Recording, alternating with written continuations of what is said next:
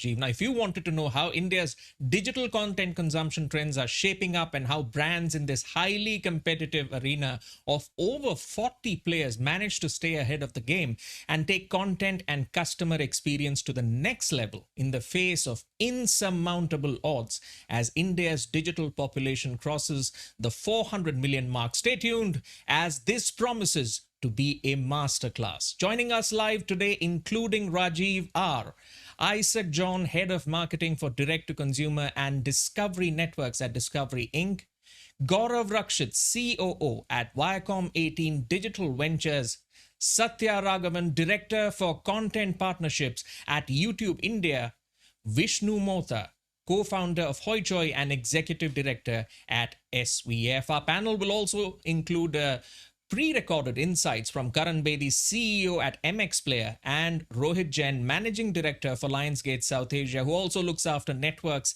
in the region's emerging markets. So as they say in boxing, let's get ready to rumble. And of course, at the end of the discussion, time permitting, we could take a question or two from the audience for our panelists. So let's start the discussion with you, Rajiv. The last time we spoke in the context of a union between tech and media, you said that the focus of companies has to be on customer experience and, more importantly, creating super fans. So are we looking at the Premier League of OTTs taking place in India with over 40 players now in the game? Good afternoon, Gautam. Good afternoon, fellow panelists. First, let me just say this, that India is a very large market. And 40 players, while it looks a lot of them, but if you dissect them by the genres and the areas that they operate, including the business models, including the content type that they offer, including the geographies they want to focus, I think we have an appetite for more. I mean, if you take, let's say, a country like US, there are more than 200 such platforms already inactive. Now, how many will stay in 5 years from now? That's a separate question. But I think we're still in the very infancy of beginning stage. So in the beginning stage, if there are more or lots of them, I think it's kind of very exciting from a consumer point of view. So I think we're still kind of, Gautam, if I were to say, we're still building the ecosystem. I think the first phase of the industry was a lot about presenting the kind of content that will excite audience. And I think after 2 or 3 years of the industry, I think the sense has changed to not just content, but also on business model and revenue. And which is why we will find a few sessions in this particular edition focusing on the revenue aspect as well, not just on content. Absolutely. So I think so. So I think there's a dramatic shift which has happened in the last about 9 to 10 months, and all sides. I mean, not just content, but viewer behavior, tech, data, and certainly on revenue models. And that's what makes this very exciting. So that's what I would say, that a league fight of 40 players, we're expecting more. All right, let's see who capitalizes on that opportunity. To kick things off, let's start with Gaurav. Gaurav, earlier this year, you wrote about how the next billion users are set to begin their streaming journey, calling out how the pandemic disrupted year of 2020 created more opportunities to innovate and experiment, and of course, a digital-first concept emerging across genres and categories, citing the launch of Big Boss for premium subscription audiences. So from a broader context, with this next billion opportunity coming in, who is better positioned to capture this opportunity? The big global OTT players with their large global content libraries with vast resources, but a relatively small percentage of India content, versus the local OTT players who have developed a significant India-specific mass content base, but feature a relatively small portion of global content. Gaurav, if you could unmute your mic. Sure. So clearly I'm partial, and I know which way I think is going to go. You talked about experimentation, you talked about Big Boss, and I think that the time has come really for players like us to move beyond taking content just simply onto the video platforms, but really pushing the envelope on OTT. And I think that Big Boss OTT, which we launched recently, was one such very, very bold experiment. I don't think that anyone's put a marquee property exclusively on digital. And you know, quite apart from taking that punt in and of itself, the fact that we pivoted it to a live stream format, we moved from our traditional 15-week format to 6 weeks, changed anchor. We did everything we thought that was important, as Rajiv mentioned earlier, to be true to our customers. right? And that was it wasn't just making the content available, it was making it digital first. So in terms of interactivity, their ability to engage with the content, all of those things were taken care of to put it together. And of course, it's been a wild success. But I think the important, the value that gets created with something like this, more than the success of itself, is really in terms of what you learned out from it. And that learning is priceless.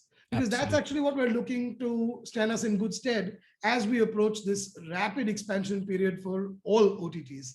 And those things, I think, can't be short-circuited. We can't, we can't fail and succeed fast enough. We have to keep going, keep trying. And I'm sure all our panelists are doing that, tilting at windmills to see what it's going to look like going forward. Exactly. Since it's in its infancy phase, it's also allowing more space to experiment it, but it also involves local players being more agile. So there's that advantage as well. Rajiv, your thoughts on this? Your mic's on mute, Rajiv, if you can unmute yourself. See, first, of course, I want to congratulate Gaurav for taking a bold step of doing something dramatic. In fact, when he launched the show, I took him for a drink in the evening to kind of thank him for doing something bold, because I think where we are as an industry, I think everybody will have to do something. I won't even use the word experiment, but I think bold endeavors for us to really understand the elasticity of the market. Because while we are trying to kind of assay the kind of end results already, I think we're still in the very, very early stages of this. And my team gives me confidence that, and they believe that ZEE5 would be at the forefront of this race. But I think everyone's has a very strong game plan. I must kind of confess, be it the international players, the like of Netflix and Amazon, or we have a domestic players. And then we have a hybrid domestic international combination of players as well. I think everybody has a very strong game plan. Everybody's trying their best, and everybody's also learning at the same time. So I think we are slightly away from a point where we could say who's actually got advantage. This is not an industry where, the first mover advantage is going to stay stay with you forever. Somebody can come after a few years and actually kind of race ahead. So I think very early days. Very early days, and very exciting for all of us who've been kind of fortunate to be at this time in this industry. And that's where I would kind of address your question. Absolutely. And of course, the competition gets more interesting because things keep changing as these are early days. But let's listen into what Karan has to say about this matchup between local and global players. Will it be who dares wins, or is there more to the story? Here's Karan with his view. So I think it'll always be about the guys who are locally producing content, and content for the large, 90+% of audiences that watch local content, whether it be Hindi or whether it be anyone else. In fact, I would go so far as to say that I think that in many markets in the world where English is not the primary language, you will see in the OTT space that the local players will win. All right, the local players will win. An emphatic response coming in from Karan. Well, Rohit has also been a part of this discussion as a pre-recorded view. He has a different view to this situation and believes there's enough room to compete and grow. Let's listen in. I don't think the winner takes all sort of is the true way to look at it. But to answer, to come back to from a data point of view, yes, if we believe there's 1 billion users that are going to come from India in the next decade, obviously it'll come down to who's sort of targeting what audience with what sort of content. There might be larger players who might be looking at a whole bouquet of services for the entire family, right? We know the likes of, Disney, Netflix, increasingly Amazon's, some of these are family networks, right? And in that sense, their target, their investments, their ambitions would always be in line with that. Some, people like us, Lionsgate, Stars, we are globally all about young and mature adults.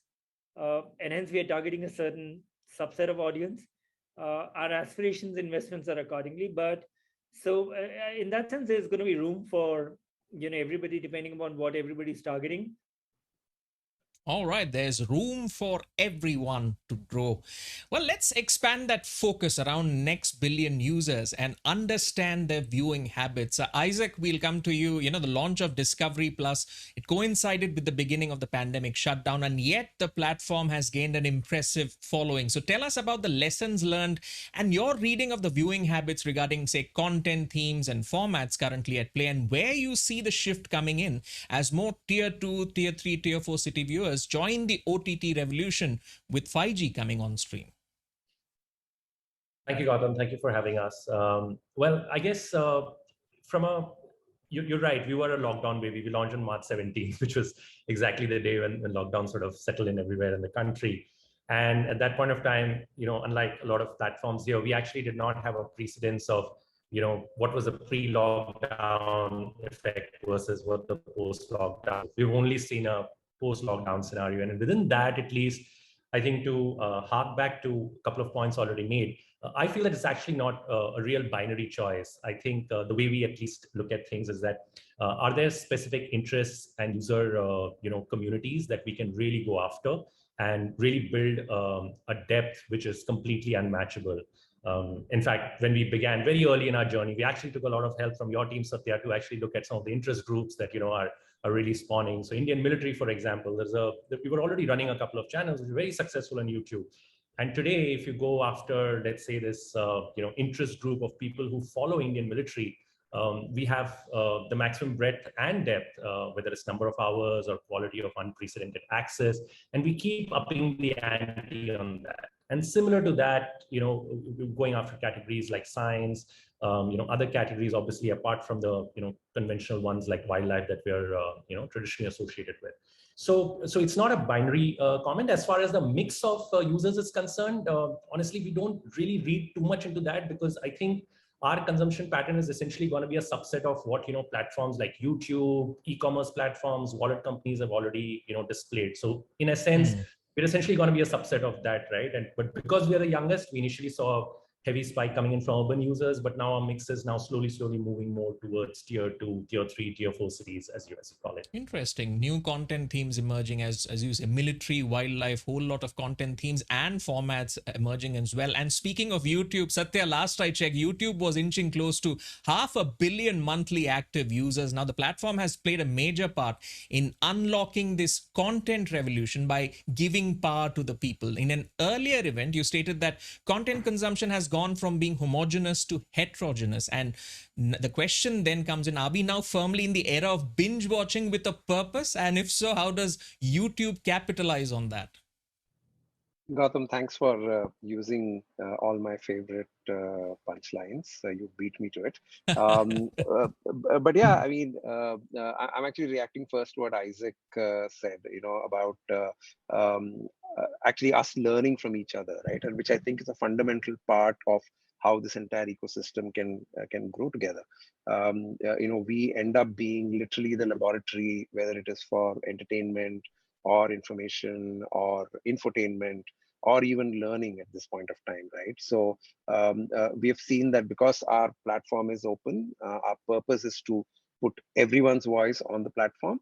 We see a lot of people who are, creators, self-starters, whether they are talented or whether they're passionate about something or whether they are subject matter experts, come onto the platform and create, and then actually find other homes as well, right? Which they kind of cohabit, whether it is TVFs of the world who are on Netflix and Amazon, or whether it is Dice Media. So I think we are at a very interesting point, and which is why I firmly think that it is not about one platform winning or losing.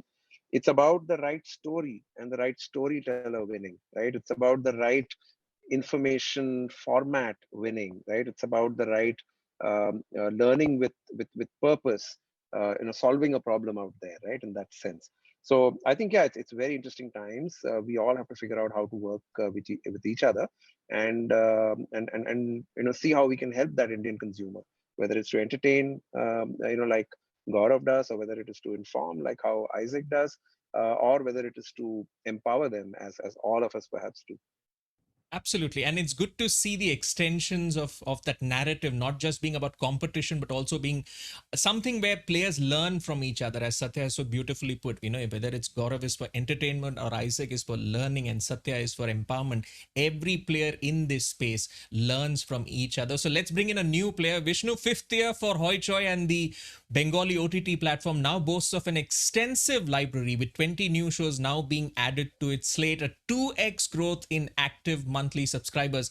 Despite you not going the sachetization route for monetization and using a yearly subscription, now we hear, say, plans to double investments in content and eyes on the non-Bengali market. Exciting times for you. So which patterns in the Indian content consumption market are you, do they make you optimistic about your prospects?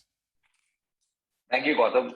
I think, we're discovering something every day, but, one of the key insights has been, sort of 4 years back when we started off, we were always, crudely looking at audience metrics, like, saying, okay, it's going to be largely the younger audiences who are going to be more tech savvy, who are going to be the early adopters, or it's going to be people who have grown out of some television content, might be the early adopters.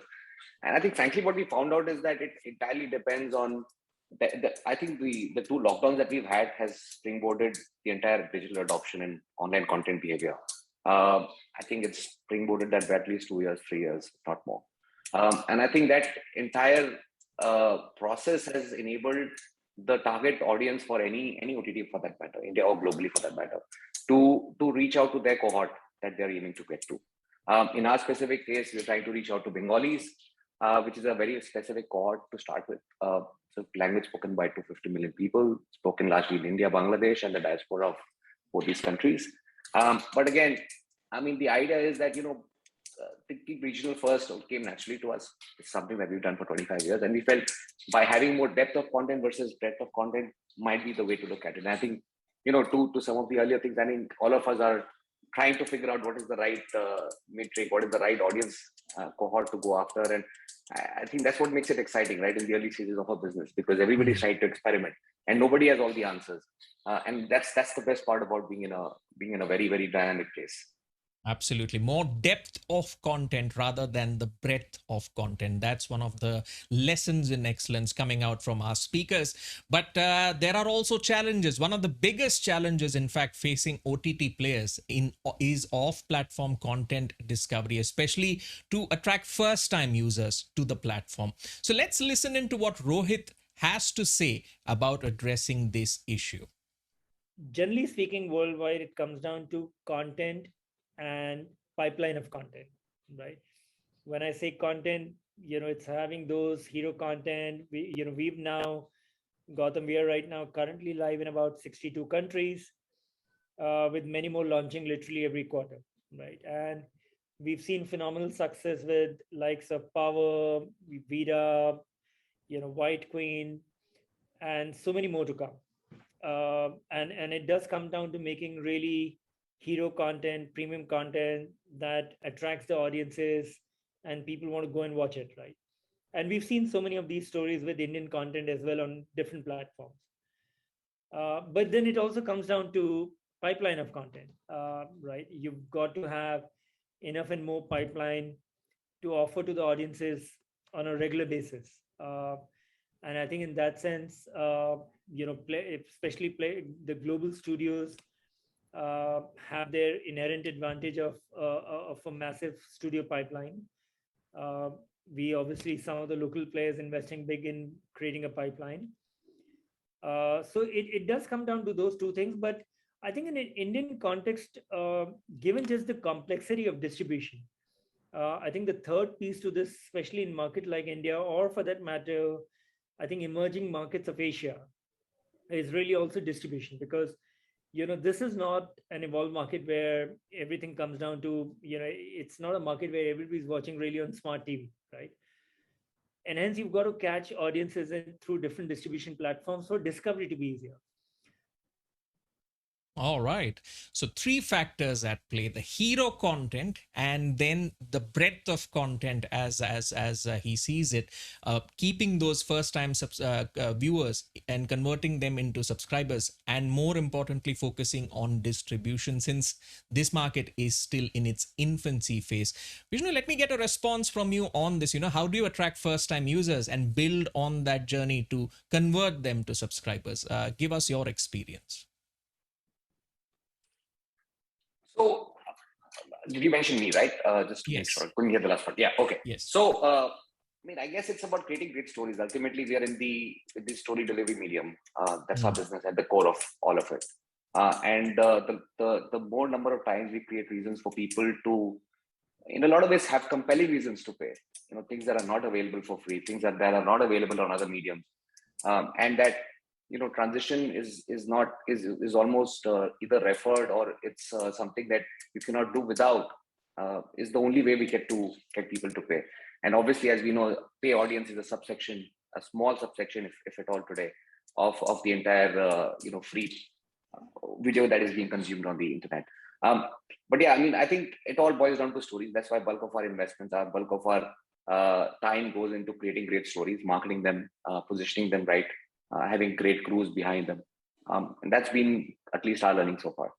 All right. Great stories also come up with great surprises. Some of the hits we might have never heard of them, and suddenly they're everywhere. So Gaurav, let me bring you in to discuss this aspect. We spoke earlier on innovating and experimenting. How does your platform experiment with content to capitalize on upcoming viewing patterns? What explains when shows, some of them global in content, which are deemed not mass or relevant enough, suddenly become sleeper hits with Indian audiences? How does that change your perspective on creating content for your audiences?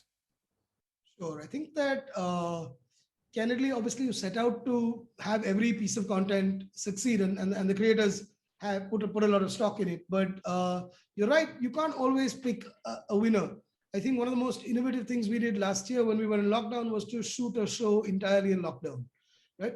It's called The Gone Game, and hand to heart, until I saw one of the shots, the angles that they were able to achieve, I didn't think it was possible. And I just saw that one camera angle, and obviously we didn't have crews in anybody's homes. There were their families and were setting these up with iPhones to do the shot. When I saw that, it suddenly opened my eyes to what is possible. And the show became a runaway success, which we really didn't play for. We wanted to put some content out there. We didn't want to starve our audiences, but I had no idea that it would do as well as it did. And I also borrowed a little bit from the lockdown. The story was very good, and I think that's one of the areas that we all look to as content creators is do you have a story that resonates? I think production values can go up and down. Talent and stuff like that is stuff that we use to figure out how big to pitch a show. But I think it does come down to the story and its ability to resonate with audiences. And that is very much a journey, because at some level, there's only one great story, at the hero's journey. And then there's a million stories that really resonate, and there's a million that don't. And that really is the journey for all of us as creators, to try and figure it out. I think that it's wishful to try and processize it to a level that makes it predictable. I think the only thing that you do as a platform is you try and increase your odds of success, because it is a game of probabilities, and you will hit, as long as you're willing to miss a few, swing big, swing hard, tell bold stories, and you'll probably do pretty well. Is at least has been our experience, and be willing to miss a few, because that will happen. If every knock you take becomes debilitating, that becomes very, very limiting in terms of where you will go from there. So Absolutely. treat it as an experience, treat it as an experiment. We love engaging and delighting our audiences, but we're humble enough to know we'll get it wrong once in a while. Absolutely. And I think that's also the hallmark of leadership, when you are bold enough to go where no one has gone before and are willing to take the hits. Let me bring in Isaac on this theme of experimentation as well. Isaac, considering that as more viewers increased time spent on platforms during the lockdown, they also experimented with the kind of content they were watching, from a lifestyle and learning infotainment viewpoint. How does your platform curate and experiment with content to capitalize on current and upcoming changing viewing trends?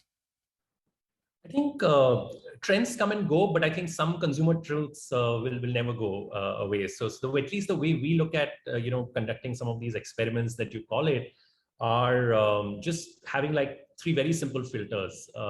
Does the story have a unique point of view, which I think is common for a lot of us?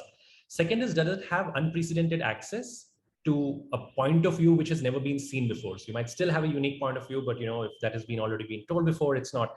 We're at least as Discovery Plus, we can add something on top of it. The third bit is the potential to create stories around stories. When we launched a show called Secrets of Sinoli, it was a history-based show. It was actually what you call it. It was a one-off. We didn't know, who was actually going to be, like this, the core consumer. We were going after a particular segment, but we said that this was an experiment. This kind of a show has never been done before. 2 weeks after the show launched, the user-generated platform had school students, college students, IAS aspirants putting up content about why Indian civilization is the greatest, civilization, and why, this particular excavation findings that we brought out was actually, quite the find that Discovery Plus has done. So I feel that if we are able to think through a little ahead and think that, does this content piece have the potential for other people to create stories around, the story that we're putting out? I believe that those are the experiments that we will lean into heavier. All right, those are the lessons from the leaders on how to experiment and be bold. Let's now understand how this mix of regional content, Hindi content, and English content is shaping up in the Indian context, and how do players balance this mix to make their platforms a tentpole viewing experience for monolingual and multilingual audiences. Let's listen in to what Karan had to say about this, considering MX Player has a streaming library of over 150,000 hours across 12 languages, including English, Hindi, and Tamil. Here's Karan. I don't believe that more than 5%, maybe a little bit more, of the audience actually wants to watch content in English in India. I think the rest of it is definitely localized languages, obviously Hindi being the biggest one, and then followed by a bunch of other big languages, Tamil, Telugu, Marathi, Punjabi, Bengali, etc., in consonance and in proportion to the sort of population strength of India. And I think, in fact, there's a report that came out very recently, a few days ago, that actually confirms this data, that it is going to be local content that's going to be driving consumption at the mass level. So I think that there's no question about that. I also think that there is no question about the fact that content is now being looked at in different languages. So multilingual versus monolingual, as you said. It's definitely going to be looked at in a way where most shows are going to be multilingual. But again, it's not just about the language. You can take content and, it's easy to dub it into 2, 3, 5, 10, 15 languages also. But I think content is always about culture. If you are making content that is culturally relevant to your audiences, the language can be pretty much anything. For example, one of the biggest categories that we have on MX outside of our originals is international dub content from places like Turkey and the Middle East, because those are culturally similar to Indian content nuances as compared to Western content. All right, it's about the stories that you put out and layer in the language, the regionalization that comes in after. And we are seeing broad trends around that. Satya, let me bring you in for a response. Considering the democratization of content that YouTube has enabled across languages, what are your thoughts on this? And Gautam, I'm going to use a line that you fortunately didn't steal, which is the fact that, the language of YouTube today is your mother tongue. Right. So there's a language called Kokborok spoken in Tripura, and there are about 1.1 million speakers of that language, and also about 500,000 in Bangladesh. There's a language called Santali, which is spoken by 7.6 million people, right? And we are actually seeing content being developed in these languages, right? Ostensibly for consumption locally and in those communities and all of that, right? But that's really the fascinating thing that's happened with, connectivity now not being an issue at all. Open platforms, OTTs. So I think in a lot of ways, it's not just about 2 or 3 languages that one should focus on. It's really about empowering content creation in anybody's language, right? Your mother tongue in that sense. And in that process, we're discovering fantastic storytelling and fantastic information, and even it's inspiring people like us to see if we can empower people in those languages as well, right? And there is an advertiser who's waiting to reach out to that consumer. One day, those consumers will subscribe, right? So I think it's all about trying to really figure out, what the consumer out there wants, and push the envelope, right, and make it happen. All right, Rajiv, your quick response to this. If you could unmute your mic, Rajiv. See, I think from local, I think we're reaching a stage of hyper local. And I think that's what Satya is trying to say, that while local is a very kind of, I still believe it's a very generic approach. We need to get hyper local. And actually, the more deeper and hyper local you get, the wider audience you'll get. It's like a paradox. But the more true to the local culture you'll get, the wider audience profile or set you'll get. And we've seen this example, whether there are shows in English or in Hindi or in Tamil or Bangla. So long you've actually been very honest and authentic about your cultural insight and shows and narratives and creativity on that, you will get massive outcomes. So it's not hyper local for smaller audience. I'm saying it's hyper local for larger audience. All right. We've got almost, I think, 10 minutes of time left before we go into the Q&A section. So let's wrap up the viewer part of this discussion by understanding how crucial a role live content, including sports, news, and events, are going to play in the OTT universe as big ticket attraction for audiences. Gaurav, your quick viewpoint before we focus more on the industry. Sure. And I guess it's in the public domain. We've tiptoed into sports in a reasonable way in the last few months. I think live event does provide a certain level of appeal to audiences, and so I think it can be a lighthouse for attracting a large group of people. I don't think it helps in retention, and so I think that largely entertainment, you come back to entertainment for that. But access to large and wide audience groups, live sports definitely cuts across a lot of some of the things that you guys were talking about in terms of local. But equally, we saw huge success in live on BBOTT. So, I think the premise of watching something as it unfolds itself is incredibly attractive. And so that premise itself is what lends itself to very, very vast reach. What you do with that reach is what defines whether you will succeed or fail. Absolutely. It's that mix of hero and hub content, which is where the interplay comes in. All right, let's now shine the spotlight on the industry. And Gaurav, I'd like your views on this. Content consumption in India has raised ahead of content production, according to some commentators during this pandemic period. So how is this exponential boost in content demand shaping the local and global partnerships universe for OTT platforms in India? So, I mean, you can come at this from a variety of angles. I choose to come at it from the fact that, like you started at the top, that there are 40 people, 40 players. There's a massive appetite, and we've also been hit by lockdowns. And so there is definitely a crunch in terms of production, facilities, crews, talent. All of that is certainly putting pressure on the ecosystem, not just because the availability of these individuals, but also we're learning as we go. And so it actually demands a much larger supply system. And I think that as an industry, we're trying to figure out how we, drive this collectively, because there is that glut of demand, and that seems to have tipped. But I think the speed has caught some of us by surprise. Everybody knew which way it was headed. Lockdown accelerated it. And I don't think our supply side is as robust as we would like it to be. It'll level out in the next few years, but it's going to be interesting for the next 12 to 18 months as we vie for servicing the consumer. All right. While we might have the need for speed, it's also important to remember to have fuel in the tank. Let's listen into what Karan had to say about how things are shaping up amid this tug of war happening between demand and supply of content. So certainly, I think, yes, I think the explosion in demand has been huge, and it happened very quickly. In supply, there is production, it's catching up, but I think that it's catching up very, very fast. And this also, by the way, has given rise to a number of partnerships, right? I mean, it's not just about working with individual producers.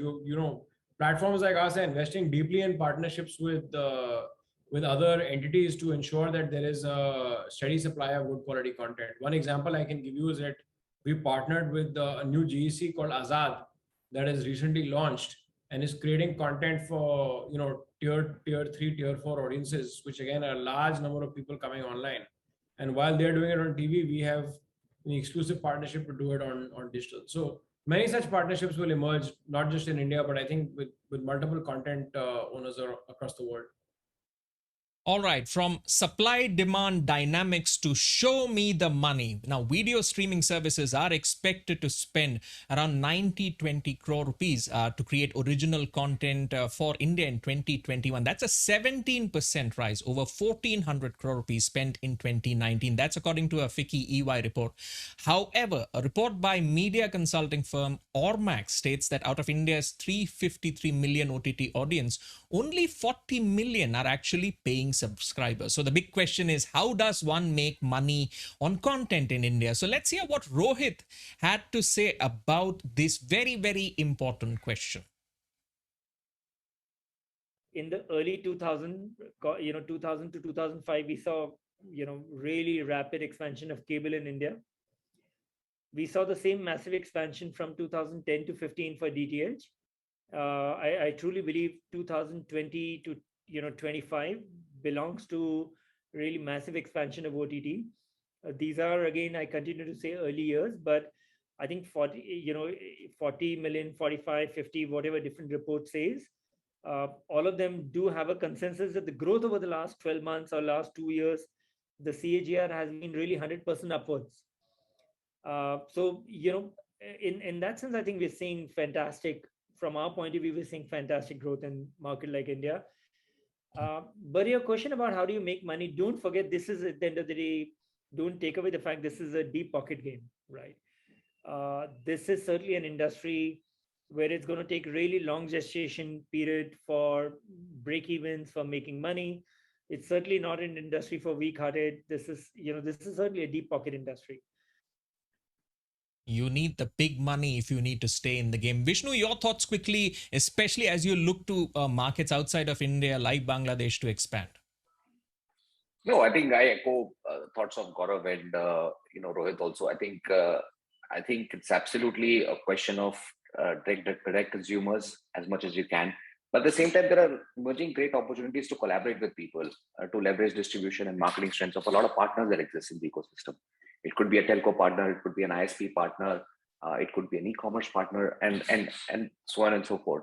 And I think those relationships allow you to sort of get massive reach without having to acquire customers in some cases. And geographically, yes, while we always in our specific use case, Bangladesh is an extremely important market. It's twice the number of Bengalis than in India, for that matter.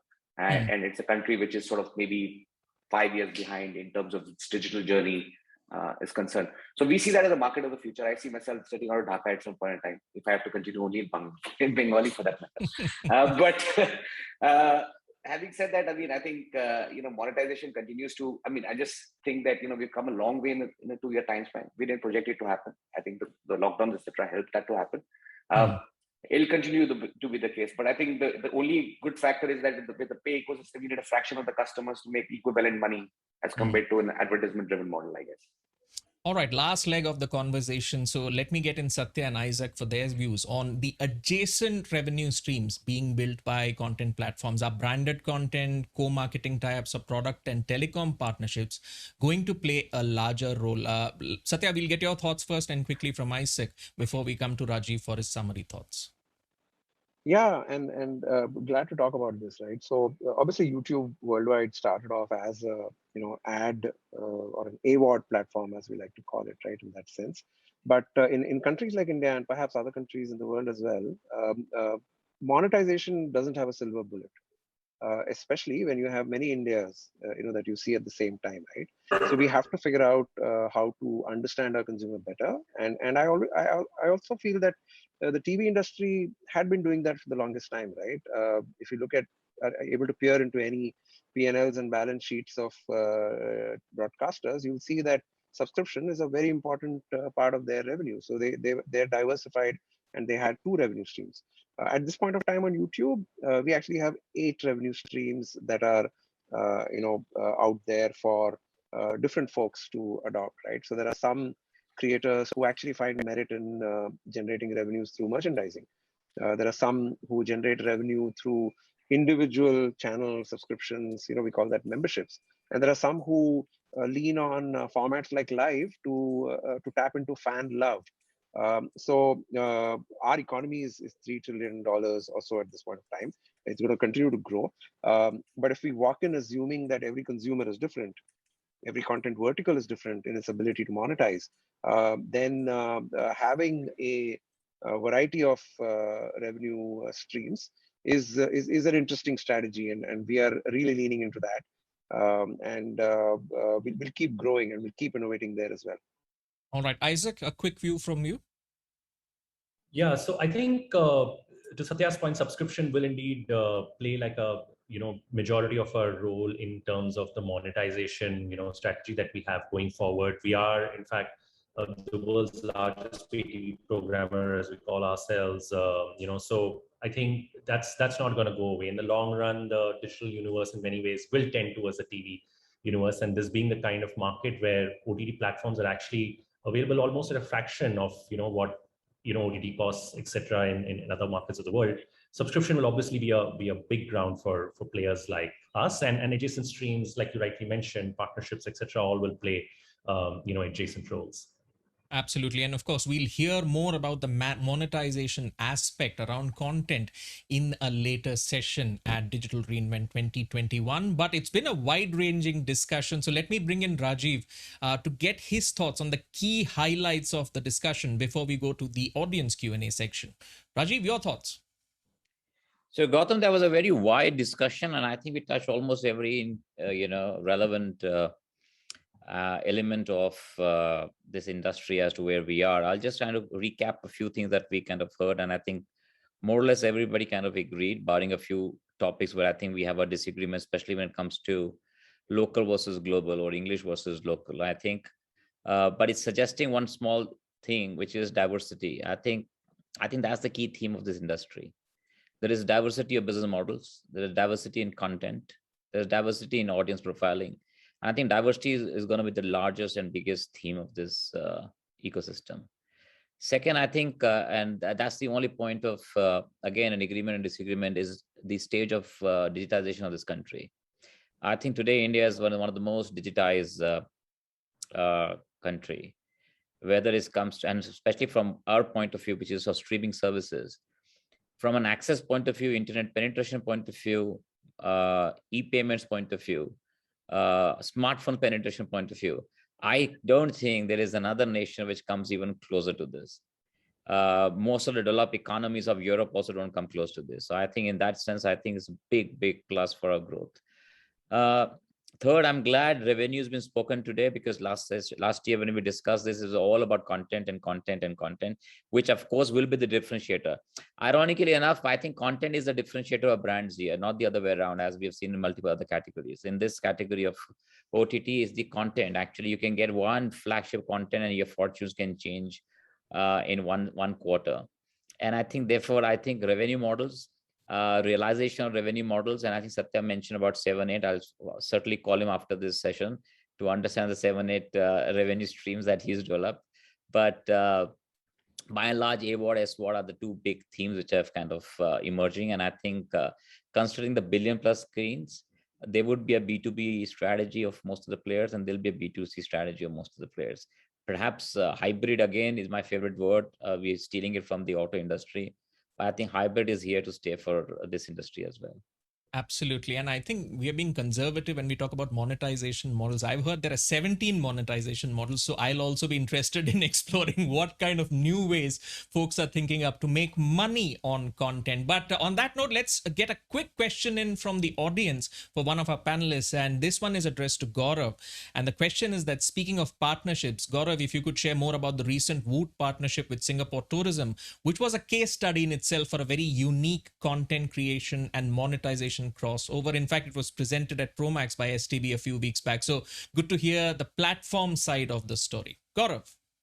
Sure. I think that we do think of our industry as disrupting, but there's a lot getting disrupted around us as well. And I think brand messaging itself is getting disrupted through the likes of social media and so many other avenues to get the brand out.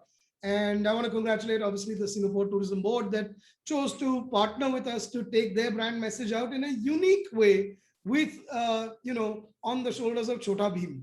And I think that's disruptive thinking in and of itself from a brand perspective, because I think that it's not like inventory advertising is going to die. But the fact of the matter is that brand owners are choosing different vehicles to try and connect with their audiences, understanding who their audiences are as well. And one of the unique assets of this industry is its ability to narrowcast. We're not broadcast, right? That is exactly the definition of the industry. And so the ability to narrowcast, if you have a very well-defined audience segment, you know what you want to tell them. I think you can be very creative in the way you take these stories out. So we obviously jumped at the opportunity to do it with them because, they wanted to do something disruptive. And I think that's where I'm seeing a lot of messaging going in the brand space. And so we really look forward to trying to take these big, and we were able to do that very successfully for them. And so that was a very interesting case study. I'm glad you guys featured it over here. But it does, kudos to the client for also really stepping up and wanting to do something different. It did work extremely well for them. So the interactions are also getting more interesting between platforms and clients as well. Let's take one last question before we wrap things up. And this is for Isaac. Isaac, how's the interplay between OTT and TV going to pan out, considering, the various mass content funnels that broadcaster-owned OTTs are building up in the marketplace by tapping synergies? Is India going to be a unique market where TV and OTT can coexist effectively? Isaac, your thoughts? Yes, I think we've all probably heard this cliche before, but it's true. There are many Indias in one India. So even as, OTT mushrooms, there is still like a significant base that, we cater to, like, on our network of channels. I believe that's actually a room, Gautam, where, you might actually see more interesting models come up. I think we are, for example, now experimenting with the windowing strategy on, exclusively premiering some of the originals first on Discovery Plus, and then 6 months later, having them come on, Discovery networks. The one that we are about to launch very shortly, and we've done this with the last Akshay Kumar, Rajnikant episodes, is that the windowing there is very short because, you're able to actually maximize the audience potential and audience conversations. If for such really heavy platinum tentpoles, you actually reduce the window between that. So I think we are really looking at it as an experiment, almost like on a month-by-month basis, learning from, what we're seeing. But to my mind, exclusive is one end of the spectrum, and probably a 12-month, windowing is probably the other end of the spectrum. And between that, at least we don't know what that right answer is. We're currently just experimenting with some of those models. Well, I guess you could say there is no right answer, as Rajiv usually says, that it's always a journey rather than an event, whatever transformation you're going to, whether it's digital or via content. And it's great to see the diversity of ideas and options that are coming up for Indian audiences. And within this forum, we've heard a wide variety of ideas and a wide variety of approaches to succeed in this market. So I hope some of those lessons in excellence percolate broadly into the market. On that note, it's time up to wrap up this wonderful mastermind session at Digital Reinvent 2021 with the masters in the game of OTT. And judging by this conversation, the best is truly yet to come. I'd like to thank all of our panelists for sharing their insights and expertise on the rise of this OTT revolution in India.